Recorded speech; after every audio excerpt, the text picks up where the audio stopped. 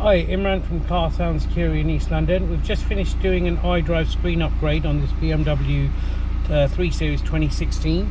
So the original screen is just here, and you can see it's considerably smaller than the one we've just fitted. So the new screen it's basically a tablet built in.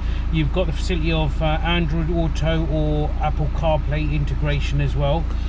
It works all originally off the scroller, just like that, and it's also touchscreen as well. So if we just go to just here, we've got a quick sort of movie with or a trailer which we can show you on here. It looks sounds actually, it looks fantastic. So have a look at this. Look at it, to end to end. Life a quarter mile at a time, but things change. Look at that. I'm a father now. I will always be in your heart. Little Brian, I have a gift for you. And it's fully touchscreen as well. So if we want to let's just fast forward it a bit. I am not too big compared to you. No one outruns their past. Everything looks original in the car. Let's just go back. Okay, go to the menu. So you've got so many sort of selections here. So this is the tablet still running here. So you've got loads, amples of apps. You can download more apps on there as well. You've got navigation built inside there as well.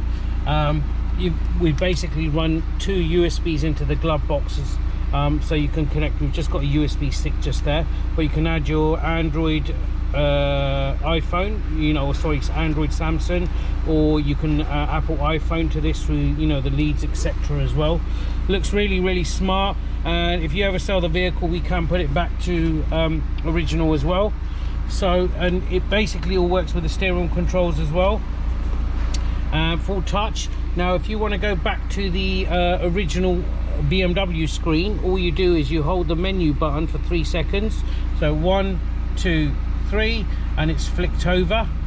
We've also added a reversing camera to this as well. So let me just flick over to the Android screen again. So that's back to the Android tablet screen, and I'll pop it in reverse. There we go, it's in reverse now.